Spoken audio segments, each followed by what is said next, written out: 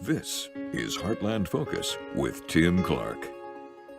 Hey, good morning. Welcome to Heartland Focus. I'm your host, Tim Clark. Later on, joining me, we're going to hear about a worthy cause and event that's going to be taking place in early April. And so we'll hear, but first, you guys, I want to just jump in because this is the topic that I want to talk about with our guests. It's incarceration. It's our prison system, particularly here in Nebraska. Where we at, more importantly, where are we going and how we're going to get there.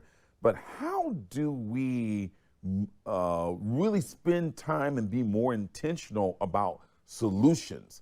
And there's an article that came out, I believe, in the World Herald, where they did a study and looked at the incarceration rates, and really particularly people of color, black folks, in a major way is overrepresented in that system. And we hear the conversation in Lincoln, yet is the way out is build more prisons. Now, you know, we're going to see what my guests think about that. So please welcome Tila Mickles. She's the founder, CEO, director, facilitator of Compassion in Action. Yes. Welcome. Thank you. You're no stranger. You've been here before. Thank you for having me. You know, but I love the name. And the name, and I'm not trying, you're not promising me a check or anything. But the name is so fitting for you. Yes, in it terms is. of your compassion, and you can see it. You live it, you breathe it, and it's contagious. Oh, that's good to know. It is, and so I'm telling you. So talk a little bit about mission, purpose, and you ain't new to this. As I say offline, you true to it. You've been in the game for a while. Right. You have, as on the street, they would say you got some street cred. Okay, well, talk to me. Compassion in Action is not my compassion. It's God's compassion. Wow. When he gave me this ministry and this organization, because I am the founder, it was based on a lady's letter that had come to me while I was still working in the corporate world. And she was back in prison for the 4th time when I had thought she was out. I thought we had done enough to help her get out. And so based on her letter, God literally gave me an outline for what we need to do as a community. See, we're trying to look at a system. We have to look at self. Those are our people. So are you, I don't want to interrupt because I know you got a lot to say, but you said we got to look at ourselves. So the system, people create systems. Systems don't create people. Exactly. Oh, okay, I'm sorry, keep moving, keep moving. And the system sucks. It is what it is. Wow. All of them. Because they can only do so much.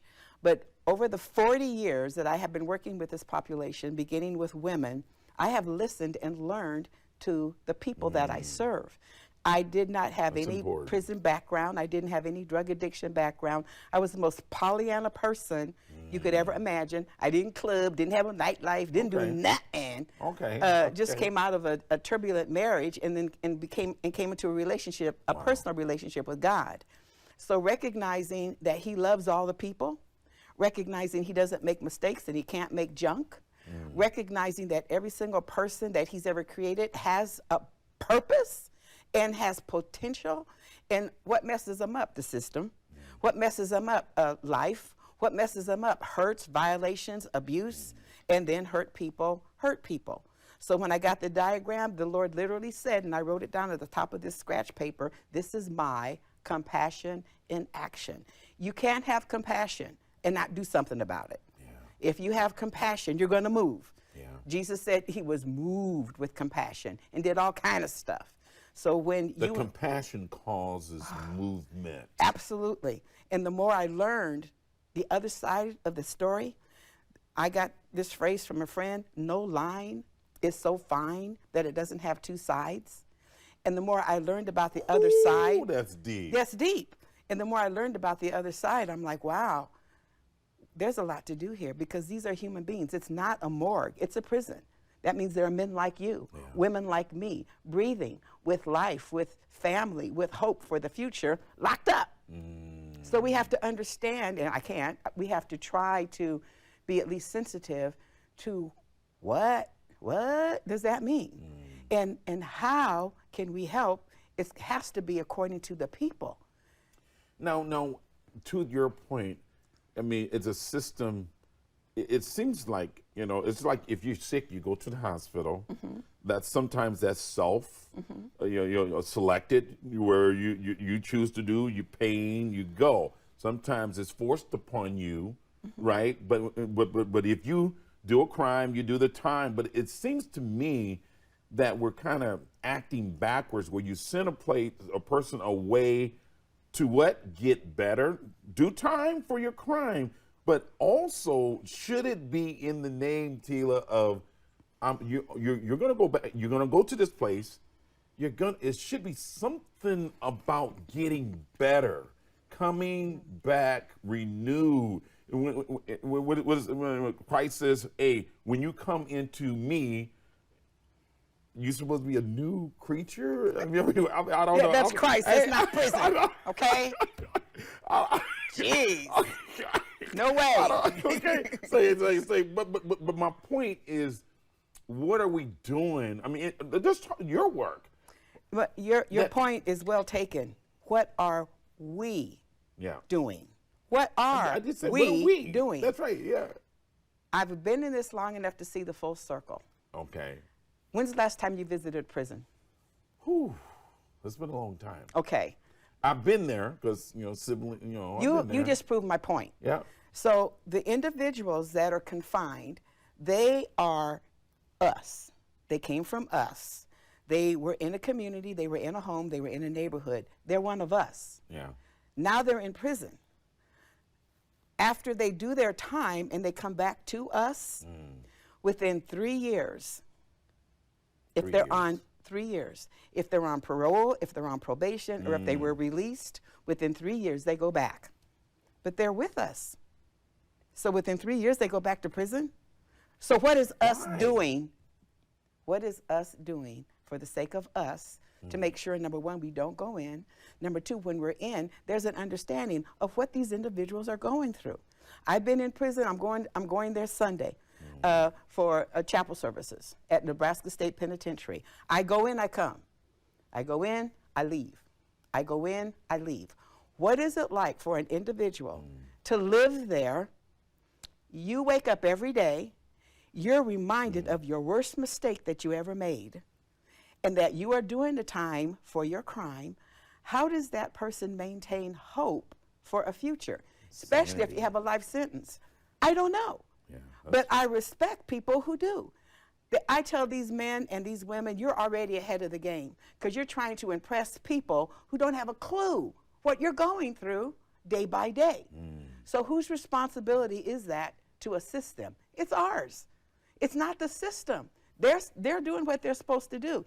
If there's going to be programming, if there's going to be a legislation changed, if there's going to be actual real stuff happening, it has to happen from us. If it's going to be prevention, how many people are willing to call the Omaha Police Department on Joe Blow when you know he got a crack house and you know he's selling poison to our people? How many people are willing to turn on the little light to shine on that spot so that that can't continue? That's our responsibility. Not because we're mad at Joe Blow, but he's killing us. You know what I'm saying? Yeah. So when I'm hearing too, partly you visit, consistently the prison system, because transformation and that healing, if I believe it's too late if you wait until they come out. I think there has to be the work, like you said, you had your first question, when last time you've been, and this is very painful to have this conversation because, I have, brothers that they've lived in the system and it just, come out to go back in, come out to go back in, and you try to intervene before they come out, and it just, it's tough for me. Their root causes. Compassion in Action provides a curriculum. It's called Pre-Release Education, Reentry Preparation. I ain't visiting nobody. We're transforming people. And because of COVID, we went from actual classes to correspondence courses. We're in every state prison. We don't do jail because jail people are watching their clock, waiting for you to shut up. We do prison because these individuals have lost everything. And they literally are a captive audience. So our curriculum breaks that down for that individual. Number one, you were not born this way. You did not come out smoking, packing, and gangbanging. You just came out wham wham like everybody else. Give me something to eat and take care of me. But then life happened. So we help our individuals determine what happened. Because they need to see their personal worth and their personal value. Right now, they're identifying themselves by the crime, by the addiction, whatever society says they are. That's how they're identifying themselves. That's a lie. Even when a person says, well, I'm an alcoholic, you can't prove that to me because God didn't make any alcoholics, no more than he made drug addicts or rapists or murderers. He only made babies. You have a problem. You have an issue. You have an addiction. You don't identify yourself by your problem. Do you identify yourself by a problem? I eat too much. Do we do that? No, but these individuals not only are they identifying themselves, but because society sees them that way, we're helping them not see themselves that way. We're helping them understand there was something that broke down individually in that one person that instead of going straight, they went left. We're going to take a break, and when we come back, I would like, I think I have the answer, but do we build more prisons? Or if we look at, prevention, what should that look like, okay? So when we come back, we're going to ask that question. And right now, that they're debating in Lincoln in terms of just millions of dollars in terms of that's going to be invested in building more prisons. Should we do that? Or should we look at a strategy of prevention, but very intentional interventions that will cause and decrease the level of recidivism? Stay with me. We'll be right back. Hey, welcome back to Heartland Focus. My guest, Tila Mickles. She's founder, CEO of Compassion in Action. Thank you so much for taking the time. Coming back into this, the question that I have is, we have in front of us, I mean, we're debating over $100-200 million as we speak in terms of just to build more prisons. What is your thought? I think there's a motive around building more prisons because building more prisons is the easy thing to do, and I think is driven by fear.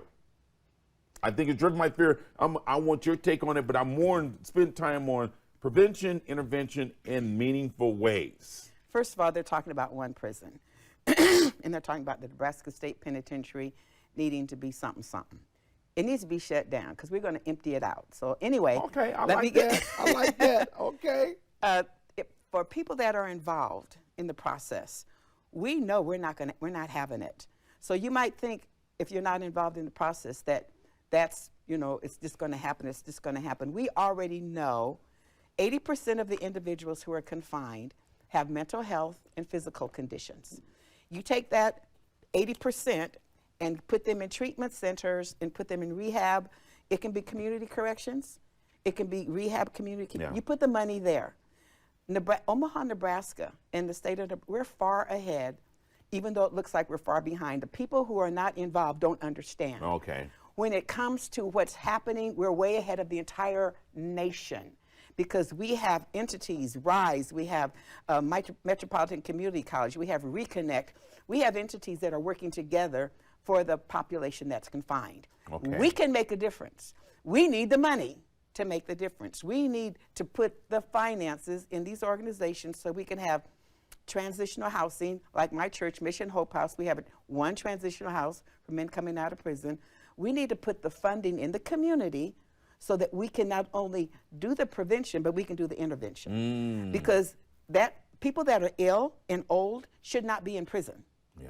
People that have served 25 years of their life sentence Right. should not be in prison. And we have stuff on legislatively right now, LB 980, for men to become eligible for parole after serving 25 years. It used to happen back in the day. I don't know what happened, but that was introduced by Senator Terrell McKinney. Okay. And then also my cousin Justin Wayne, he has another. You claim Justin Wayne?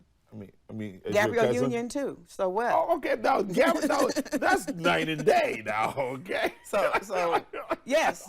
Justin's very diverse. Okay. We're all over the place. We're the largest registered black both family in of the our state of senators, Nebraska. Both of our senators, I think, are doing a great job. There are several of them. Yes. Senator McAllister, Senator Lathrop, that's the other part. Yeah. There are several individuals who understand and recognize the significance of prison reform. And I think it was Senator McAllister's bill that introduced the fact that these people that are sick, they're costing a whole lot of money. That's right. These people need to be home. Yeah. And quit spending all that money. Put that money in their medical care. Put that money in their drug rehabilitation. That's right. Put that money in their mental health, not in confinement. It hasn't worked. It never will work. And because our people are even more hurt, the world is really crazy right now.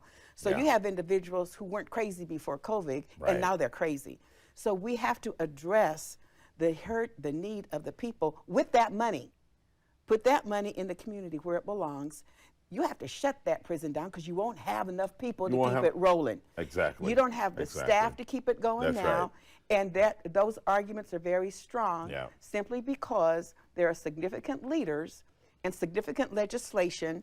And by the way, LB 980, that started by the men serving life in prison. The Circle of Concerned Lifers are the ones that spoke to Senator Terrell because he goes in and gave them the understanding of the need for that bill. So that is pushed by people who are confined in prison for life.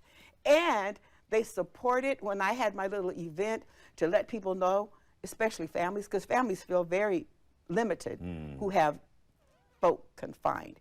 When I had my little event, it was sponsored by men in prison and it was promoted by men in prison. Our house is packed out. Wow. Now, for these families to find out, we have hope and we can do something about it.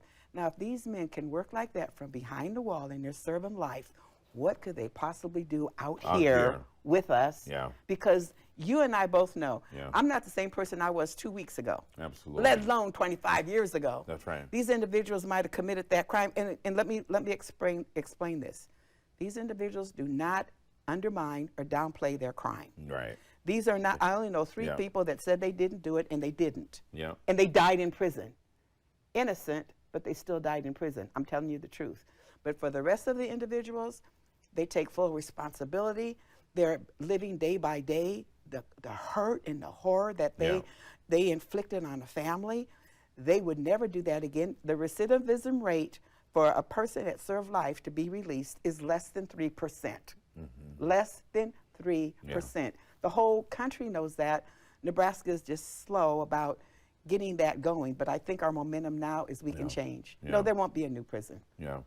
Well, that's good in terms of just, but how do you, maybe in some of your conversation that we just had, but how do you really cater to the fears of people that feel that, wait a minute, I don't want to create a wild, wild west or create a situation where, people are killing and doing crimes and we don't have enough prison rooms to be able to lock them up and things. There's folks scared out there too. Tough. No.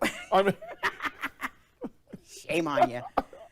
When I worked with the young boys in the Nebraska Youth Correctional Facility, that's a whole different thing. Those young men, I think they're as young as 14, maybe younger, but those young men thought that they were either going to be dead by the time they were 25 or they would be in prison. And that was okay. That was That's what we do. Right. I'm like, no. And then they didn't have Ride and we die. They didn't have any support from the community. Yeah. I was working with Warden Marr at that time. He had 10 outstanding students, which means these 10 outstanding young men were in prison at the youth correctional facility. They got their education, their college, their high school diploma, not a GED. They joined my program as I was teaching. They joined Shevis Johnson at that time. He was the gang specialist. They joined his program, and every single thing that was available to them, they took it inside. Then they were paroled. Okay. Within 30 days, all but 2 came back. Did you hear me? Yeah. These are young men. They did everything. Yeah. They had a mentor. You get punked out in prison when you have a mentor. Those little kids say, oh, you got a mentor, you a punk. These guys had mentors. They did everything that was told for them to do to improve themselves. Yeah. But they were released to the community. We dropped the ball. And they go back to prison. I can't imagine what those 10 young men thought, what we supposed to do next? Yeah. And see, these are the other sides of the stories that I like learned. they're by themselves. These are the other sides of the story that I learned. We as a community have got to do better. We've got to understand what these individuals are going through, because hurt people do hurt people. But why would these children not have community support? That's right. Why did they come to something that kind of identified them as failures? And 8 out of 10 went back to prison within 30 days. See, these are all indictments to me on a community that, number one, we don't realize our value. We don't understand what we can do. Because I think if we call it community awareness, and Compassion in Action is really working on that. So I believe if individuals know where they can plug in, what they can do, because everybody has a part to play, and every part is important. Yeah. So once they realize I have something I can do, and we all begin to do it together, we are the ones that are going to break these cycles. We are the ones that are going to turn mass incarceration into mass emancipation, and massively get us in there, and massively get us out, and keep us out. We're the ones. Yeah. I believe with all my heart we got to do we the can work. do it. I'm going to have to leave it there. Man, you're so passionate about what you do, and you can just tell in terms of just your spirit. And so thank you. Thank you. I appreciate you taking the time, and because of this, I'm gonna go visit. I'm gonna go. It's been a while, and I'm gonna go visit my brother. I'm gonna go. Oh my God. I'm gonna go visit my brother. Oh. And because there's a lot of pain, but we have to talk off live because I need some therapy. I need some therapy, but I'm gonna go. I gotta take a break, okay? Okay, I will, okay. Hey, we're gonna take a short break, and then we're gonna talk about this upcoming event that's taking place in the Heartland. Stay with me, I'll be right. Hey, welcome back to Heartland Focus. My guest, Judith, how you doing? Welcome to Heartland Focus. Thank you, Tim. Thanks for having me. Right. Hey, so we don't have a lot of time, but I wanted to.